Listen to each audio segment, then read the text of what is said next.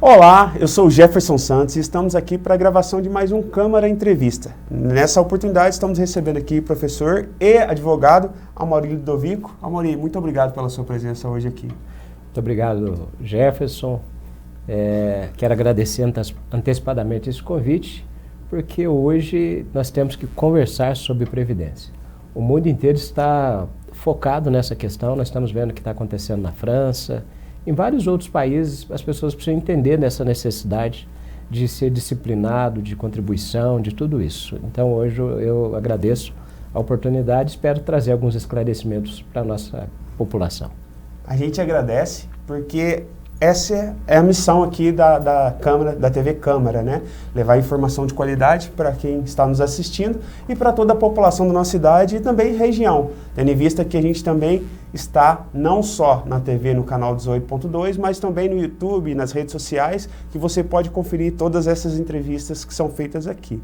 Doutor, então para a gente já iniciar, né, o tema da nossa conversa hoje aqui é a reforma previdenciária, né? Aconteceu diversas mudanças, mas eu gostaria, por ser um mês que a gente está fazendo diversas ações com relação ao autismo, eu gostaria de começar com uma pergunta relacionada ao tema, né? Existe algum diferencial para a pessoa que é autista quando ele vai contribuir, quando ele vai se aposentar? Tem algum benefício extra que as pessoas às vezes não conhecem? O transtorno do espectro autista, ele pede de nós várias informações importantes. Como existe um benefício assistencial, que não é da Previdência, mas faz parte da Seguridade Social, quando nós falamos de Seguridade Social, eu estou falando de Previdência, Assistência e Saúde. A assistência e a saúde, elas não são contributivas. A Previdência Social, sim. Então, como existe esse benefício assistencial, muitas pessoas acham que vão poder requerer e vão ter direito. Mas existem alguns requisitos nesse benefício, ou seja, a questão da renda, a divisão de um quarto de salário, e que dificulta um pouco essa concessão. Então, a orientação que eu trago é que a pessoa cometida, né, pelo transtorno do espectro autista, ela deve, tendo condições, fazer contribuições previdenciárias. Porque a perícia vai analisar em qual grau vai se encaixar para a concessão de benefício. Porque, dependendo, se for leve, médio ou grave, aí tem uma redução no tempo.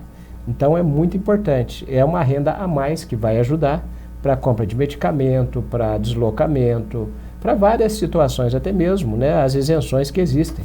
Isenção de imposto de renda, isenção de IPTU, IPVA, várias outras. Então, é importante ter essa análise e esse estudo nesse sentido. Excelente. Então, fica aí para você essa informação valiosa de que se você contribuir mediante a análise, né, dos responsáveis por conceder o benefício a você, você pode ter aí um tempo menor de contribuição para ter acesso a esse benefício. Então, a gente já entrando aqui nas outras questões, doutor, como ficou a nova aposentadoria quando falamos de idade e tempo de contribuição? Jefferson, é muito importante essa pergunta, porque muitas pessoas estão trabalhando, estão contribuindo, mas não estão acompanhando o que vem acontecendo com relação à reforma. Eu quero dizer que essa reforma ela foi muito profunda.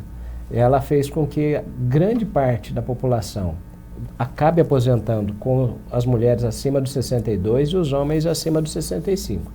Esse foi o foco principal. Então, para a aposentadoria, para aquelas pessoas que já tinham direito adquirido, quando eu falo direito adquirido, é que a pessoa preenche todos os requisitos até 13/11/2019. Então, temos que fixar nessa data. Então, por exemplo, o homem com 35 anos de contribuição e a mulher com 30. Nós estamos falando de benefício de aposentadoria por tempo. Na aposentadoria por idade, ali era necessário o homem ter 65 anos, a mulher 60, com as reduções com relação aos trabalhadores rurais. Posterior à emenda 103, aquelas pessoas que não preencheram aqueles requisitos e não têm direito adquirido, aí eles têm que buscar as regras de transição. As regras de transição, nós temos aqui a regra de pontos, a idade progressiva, a regra de 50% e a regra de 100%.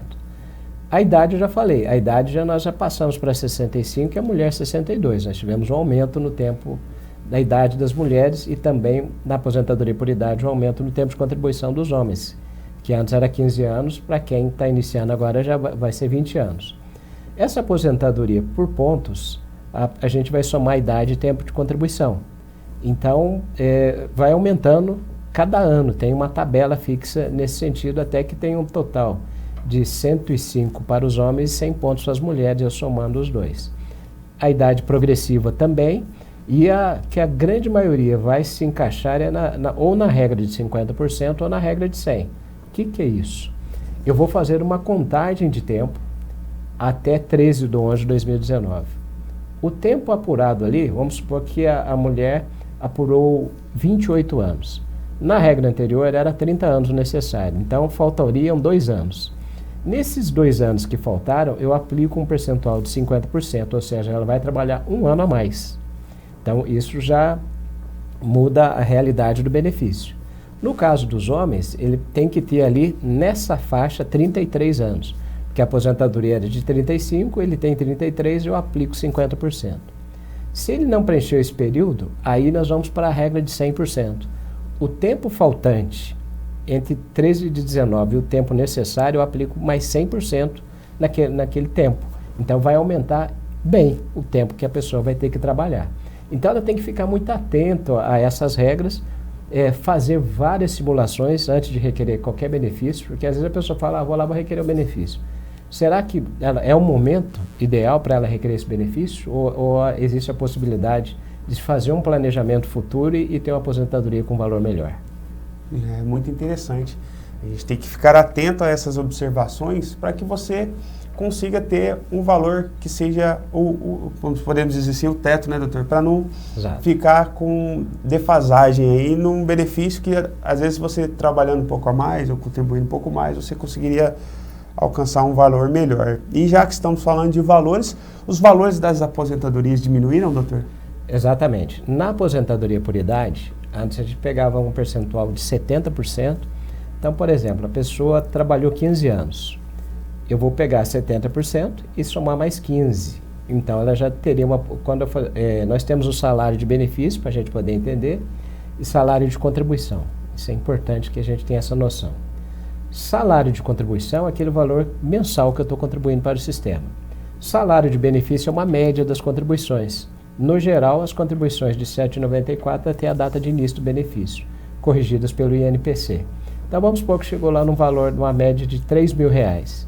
Então, seria 70%, se a pessoa tivesse somente esse tempo, mais um coeficiente de 15%, que daria 85%. Então, aqueles 3.000, eu aplico 85%. Aí vai ser o valor inicial do benefício.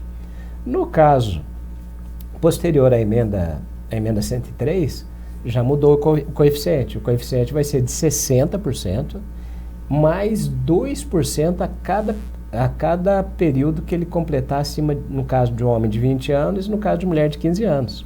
Então, reduziu significativamente o valor do benefício. Então, às vezes, isso aí desestimula as pessoas a começarem a contribuir mais tarde. Então, elas precisam iniciar essas contribuições bem antes. Então, quanto antes, se a pessoa já... Porque, pelo que o doutor explicou, já direto no principal coeficiente, né, na principal conta ali, que era 70, já caiu para 60. Para 60. E aquele a mais que tinha de 15 já baixou para 2%, é isso? Exatamente. Então, quanto antes você se preparar para fazer a sua contribuição e fazer, né, ter um acompanhamento de um especialista também, né, consultar as pessoas responsáveis, às vezes um advogado de sua confiança e tudo mais, para você fazer um estudo antes mesmo de tomar as decisões da sua vida, porque isso vai impactar no futuro, né, doutor? Que hoje, infelizmente, está tudo muito caro e às vezes a pessoa, quando vai requerer a aposentadoria, já está, às vezes, dependente de um remédio, de algum auxílio de saúde que vá puxar ali os valores da aposentadoria, às vezes até a maior parte da aposentadoria vai às vezes para pagar remédio ou para pagar um plano de saúde. Então, se ela ficar atenta a todas essas observações, ela consegue ter um futuro, entre aspas, mais confortável, né? Exatamente. Então, seguindo aqui, a reforma da Previdência também alterou a taxa de contribuição do INSS É isso mesmo? Então, os valores de contribuição, agora eles vão até 14%. Não quer dizer que aquela pessoa que ganha 7.200 vai ter um 14%. Na verdade, nós temos uma contribuição progressiva. Vamos subindo dentro dessas classes. Então, principalmente para as pessoas que têm um salário mínimo, houve uma melhora, né? Uma redução na sua contribuição. Aqueles que ganham um valor maior, dependendo de quando ele está contribuindo, às vezes ele tem um ganho nessas contribuições também. Então, é importante sempre estar acompanhando, né? Pegar o olerite e ver, olha, quanto que eles estão descontando do meu salário aqui. Porque quando a pessoa é um contribuinte individual, aquele que é um advogado, médico, dentista, a contribuição dele é no carnezinho, a guia ou na guia paga lá os 20% de um valor que vai entre o salário mínimo até o teto da Previdência de 7.200. Aí ele escolhe o que ele vai pagar. Agora, o segurado empregado, ele já não tem escolha, né? Já existe a retenção direto na folha de pagamento. Então, são esses valores. O cidadão que trabalha com atividade exposta à periculosidade ainda tem o benefício antecipado da aposentadoria? Então, essa é uma questão muito importante. Gostaria que as pessoas entendessem que essa questão está sendo tratada no Supremo Tribunal Federal, porque a partir de 2019 a gente não converte mais período especial. Então, vamos exemplificar. Uma pessoa que trabalhava com uma exposição que antes tinha uma aposentadoria de 25 anos. Se ela não preencheu os requisitos até a emenda 103 de 2019, posteriormente, se ela quiser aposentar especial, ela vai continuar na profissão, só que eu vou ter que somar a idade com o tempo de contribuição dela. Isso nos reporta lá a década de 60. Na década de 60, quando criou a aposentadoria especial, a idade mínima era 50 anos. Mas se a gente for analisar a expectativa de vida naquela época, muitas pessoas não utilizaram desse benefício. Então, eu vejo que houve um retrocesso nesse sentido, e é uma questão que está sendo trabalhada no Poder Judiciário, para que possa continuar as conversões e as pessoas tenham o direito de aposentar com uma redução, né? Isso é muito importante, porque tem atividade de grande risco, né? Grandes exposições. Vamos exemplificar. Nós tivemos aquele acidente lá de Brumadinho, né? Quantas vidas foram ceifadas ali? E muitas daquelas pessoas que os dependentes receberam a pensão, é importante destacar que ali nós temos que considerar um acidente de trabalho, porque foi uma tragédia, né? Mas a pensão por morte, ela tem que ser de 100%. E não de 60%, como são as regras novas. Desde 2015, nós estamos tendo uma redução significativa no benefício de pensão por morte. Então, temos que acompanhar. Dou mais um exemplo. Nós tivemos aí o período da pandemia. Para as pessoas da área da saúde, já ficou determinado, né, através de portarias, que no caso de falecimento, os familiares iriam receber a pensão com 100%. Mas nós temos que fazer um estudo do ambiente de trabalho. Porque a pandemia, se a gente for lembrar, não morreram só médicos e enfermeiros. Os seguranças que estavam na porta, pessoas que faziam limpeza. Então, o ambiente de trabalho, é preciso que a gente tenha esse cuidado, faça essa análise para depois poder buscar o benefício. É muito importante, é bem analisado, né, doutor? Porque às vezes fica restrito ali aos médicos, enfermeiras, pessoas que estão na linha de frente, mas esquece do todo o entorno, né? Exatamente. Tem pessoal da segurança, da limpeza, pessoal que trabalha com as refeições, né?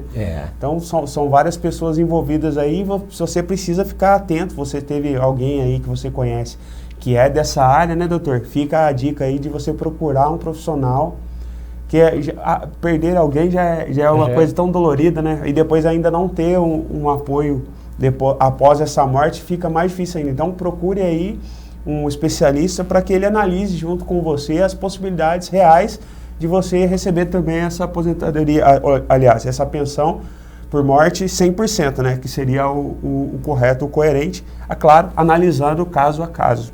Perfeito. Então, qual seria a melhor maneira de analisar a aposentadoria agora, após a reforma? E no caso do cidadão que almeja desfrutar desse benefício, quais são as dicas, né? Quais são as possibilidades que o contribuinte tem hoje no mercado de trabalho? O que é recomendável? Que o trabalhador, o estudante, né? Os estudantes, às vezes, eles ficam prorrogando essa questão. Então, eu quero esclarecer aqui que a partir dos 16 anos é possível contribuir para o sistema de previdência. E no caso de aprendiz também com 14 anos de idade. Mas, no geral, 16 anos. quanto mais cedo iniciar as contribuições, melhor as possibilidades no futuro. Nós temos o que nós chamamos de planejamento previdenciário. Hoje nós temos uma decisão no Supremo Tribunal Federal, que se chama uma tese, que chama Revisão da Vida Toda, que ela veio para consertar algumas defasagens, algumas perdas que as pessoas tiveram no decorrer dos anos. Vamos explicar. O cálculo da Previdência é considerado de 7 de 94 para cá. Nós pegamos lá em 94, uma época de estabilidade financeira também, onde muitas pessoas, por exemplo, trabalhavam em banco, tinham uma certa estabilidade, acabaram perdendo o emprego, e aí foram orientados a começar a trabalhar a recolher sobre o salário mínimo. Essas pessoas, quando requereram aposentadoria, foram concedidos com o salário mínimo. E aqueles valores anteriores não fazem parte do período básico de cálculo que a gente chama. A decisão do Supremo vem exatamente nesse sentido para que atualize aqueles valores também, porque houve contribuição para o sistema, então é uma regra de contrapartida. Então, aqueles valores são utilizados desde que tragam um benefício, um valor melhor, porque em alguns casos também reduz, né?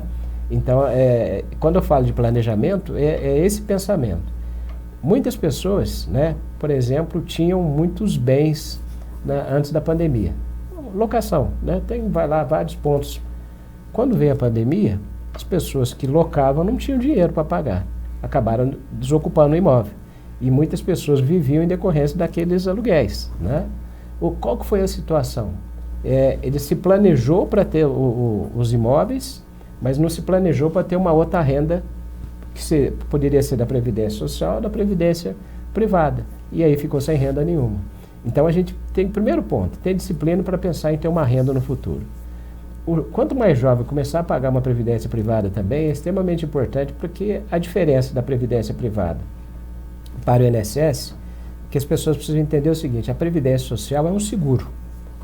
É um seguro que, se você pagar 12 meses, vier a falecer, a tua família está assistida. Se você sofre um acidente de trabalho no primeiro dia, a sua família está assistida. Se você ficar doente, você tem as coberturas. É um seguro. Às vezes as pessoas reclamam com valores. Olha, o governo é claro, olha, o valor máximo que eu te pago é 7.200. Você consegue sobreviver com esse valor? Ah, não, eu acho que é pouco. Então, complementa de alguma forma. Então, já a pessoa tem que ter essa noção. Ah, agora eu aposentei, né, o valor que eu estou recebendo não dá para me sobreviver, mas a possibilidade de você fazer essa análise já vem há muitos anos, então tem que se planejar. Quanto eu vou pagar para o futuro? Aí é exatamente essa questão. Quanto que eu preciso? Eu tenho filhos com que idade? Eles vão fazer faculdade, né? Ah, meu filho quer fazer medicina em São Paulo. Olha, 10, 12, 14 mil reais por mês. Fora aluguel, fora alimentação e outras questões. Então, tem que se pensar muito no futuro, né? Ah, não, mas um salário mínimo para mim é suficiente. Ah, se o salário mínimo é o suficiente, nós temos outras possibilidades de contribuição. Por exemplo, a dona de casa pode contribuir com 5%, com 11% ou com 20%. 5% se ela preencher os requisitos que são lá da assistência social. Se ela recebe um Bolsa Família, Luz para Todos, qualquer uma dessas prestações lá da assistência social, contribuição de 5%. Ela pode também fazer uma contribuição de 11%, que não aperta tanto, 11% do salário mínimo. Tanto a de 5 como a de 11 do salário mínimo. Agora, ela quer pagar 20, tudo bem. Ah, meus filhos vão ajudar a pagar. Ótimo, porque ela vai ter uma aposentadoria com um valor maior. Então, esse planejamento é muito importante. A família tem que sentar, discutir e ver o que eles pensam para o futuro. Então, é uma discussão que é geral. Não é só o pai que pensa hoje ou só a mãe. Os dois têm que trabalhar e os filhos têm que entender essa dinâmica também. Eu achei muito interessante o senhor exemplificar com aquela questão da pandemia, né? Sim. Que muita gente, às vezes, tinha até muito recurso, né? Porque às vezes tem vários pontos de locação, aí recebe aluguel, assim, de várias pessoas, é uma renda até alta, né? Exatamente. Aí, com a pandemia, ele ficou sem os aluguéis, aí já complica. Se ele não diversificar as fontes de renda, acaba que, às vezes, até pessoas que têm condições de pagar ali uma contribuição, se não for pública, mas talvez privada, né, que tem as aposentadorias das instituições privadas também que fazem, né? Então é a questão de planejamento. Né? E a economia do Brasil é muito dinâmica. Eu não sei se você vai lembrar, mas teve um período que quem tinha linha telefônica era rico. Então, a pessoa tinha 5, tinha 10, pessoas 20. né, sobreviveu daquilo lá. Depois vieram as mudanças da economia e aí não vale a pena você ter uma linha telefônica mais, né? Então, acompanhar, olha, eu vou investir na bolsa, onde que vai ser o meu investimento? Então, tem que se pensar muito nesse sentido. Até é disso, não ficar só preso a um determinado tipo, até mesmo a aposentadoria hoje está nos 60%, mas Exato. Isso futuramente pode ser que mude também, né? Aí toda essa análise você precisa fazer e tentar se planejar da melhor maneira possível para que você não fique sem essa assistência, né? Sem um recurso para sobreviver, que é o essencial, você ter uma saída, uma fonte. Então fique atento aí para você não perder a oportunidade das diversas que temos de conseguir ter uma renda aí no seu futuro. No caso da aposentadoria por incapacidade permanente, o que mudou, doutor? Na aposentadoria permanente é outra questão também que está sendo discutida no Supremo Tribunal Federal, porque ela também teve essa redução no coeficiente para 60%. Se for acidente do trabalho, é 100%. Se não for acidente do trabalho, é 60%. E o que nós estamos trabalhando aí? O que está errado nesse caso, no critério de cálculo? Se a pessoa está numa incapacidade temporária, que nós chamávamos de auxílio-doença, a média é de 91%. Se ela aposentar, é 60%. Então, às vezes, você tem que falar para a pessoa, olha, não aposenta agora não. Continua recebendo auxílio-doença, porque é 91%. Se aposentar, cai para 60%. Sim. Então, está muito errado, porque já fica aquela tensão que a pessoa sabe que agora ela tem o pente fino, que a cada 2 anos ela vai passar por uma perícia para ver se ela está apta a retornar ao trabalho ou não. Então, eu recomendo às pessoas que já façam um dossiê, né? Quem está com algum problema de saúde, guarde essa documentação, porque a todo momento vai poder ser chamado para passar por uma perícia no INSS. E isso vem acontecendo com muita gente, né? As pessoas às vezes acham que nunca vai acontecer com ela e acaba sendo a próxima ali da lista. Então, mais uma vez, mais um exemplo de que você precisa estar atenta aí, para não ficar prejudicada nessa questão. E a pessoa, depois de muitos anos de trabalho, precisa de aconselhamento para uma vida saudável, pré e pós-aposentadoria? Muito interessante a gente falar desse assunto, porque tem pessoa que às vezes trabalha muitos anos dentro de uma empresa e vive em função do trabalho. Essas pessoas, quando aposentam, elas não têm um engajamento, como se diz, social. Por quê? Ela ficou tanto tempo trabalhando que ela não se planejou. Então, vou ficar só viajando, vou ficar fazendo... Não, vou ficar tomando só conta de neto. Às vezes, a pessoa tinha uma vida tão agitada que ela não se preparou para isso. Então, ela precisa de um tratamento psicológico. É o que nós chamamos de pré-aposentadoria. É importante fazer esse bate-papo nas empresas, orientar principalmente o pessoal da área de administração, que tem aquela vida muito agitada, né? Que não dorme à noite e fica 24 horas resolvendo questões pelo telefone, precisa aprender a se programar. Porque vai chegar um momento que você vai ter que parar e você não vai ter que fazer isso. Mas você vai deixar para fazer isso depois que você está doente, né? Então, muita gente, às vezes, aposenta e fica doente, entra em depressão, começa a procurar médico direto, aí vão surgindo os problemas que são inerentes à idade mesmo. Então, tem que ter essa preparação, saber viver, né? Tanto antes como após a aposentadoria. Então, tem que se planejar, conversar, para que tenha um futuro com muita tranquilidade, né? Tem que ter bens para poder usufruir. Eu ganhei dinheiro, agora eu vou poder gastar esse dinheiro com tranquilidade. Mas não pode só trabalhar em função do dinheiro, porque senão você vai gastar todo esse dinheiro com saúde. Então, é ter esse equilíbrio, viver bem, né? Curtir a família. Tem um exemplo que eu sempre passo para os alunos lá, de um cliente que uma vez eu atendi. Ele tinha um mercadinho. Pessoas que têm mercadinho, principalmente nos bairros, eles trabalham 24 horas, né? Sábado, domingo, feriado, não fecha. Enquanto tem alguém lá para comprar, eles estão lá. E esse cidadão, ele subiu numa escadinha para pegar uma lata, né? Não lembro se era de óleo ou de sardinha. Ele subiu, ele caiu da escada, bateu a cabeça, foi para o pronto-socorro, ficou lá muito tempo lá, quase perdeu a vida. Quando ele conseguiu voltar para casa, ele nunca mais abriu o final de semana. Aí ele entendeu que realmente ele precisava ter curtido a família dele. Aí ele pegou a família, quando deu tempo ainda, né? Para levar para ir numa praia, para ir num passeio, para ir num teatro, para fazer algo diferente. Então a gente tem que ter esse planejamento. Porque o trabalho a gente não consegue vencer mesmo. E ele vence a gente se a gente não tomar cuidado. Excelente, muito boa colocação. E eu costumo dizer também que a gente não deve viver só pelo dinheiro.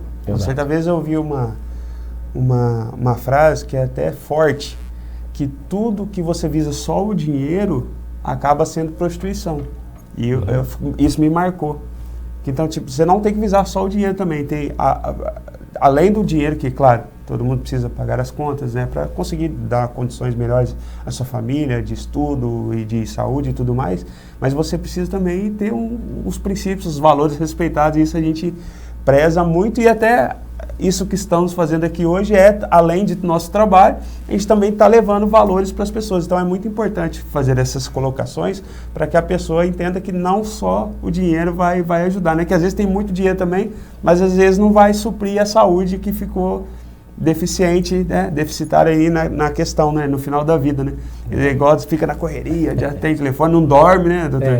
E essas coisas depois você não consegue repor com o dinheiro. Você vai procurar os melhores médicos e não vai conseguir ter um retorno dessa sua saúde aí. E em quais casos o cidadão deve ir à justiça para garantir os seus direitos previdenciários? Acontece muito de indeferimento de benefícios. Esse é um outro tema que eu também estou escrevendo sobre isso, porque as decisões administrativas hoje, a maioria delas são por inteligência artificial. Então, só para a gente poder exemplificar e entender essa questão. Lembra quando você queria cancelar um cartão de crédito, a novela? Liga para cá, liga para lá, fica esperando, não resolve. O grande problema da inteligência artificial hoje é que você faz um requerimento de benefício, se estiver faltando ali um CPF, um documento básico, já é indeferido. E às vezes leva tempo para poder resolver essa questão. Aí você tem que entrar de novo.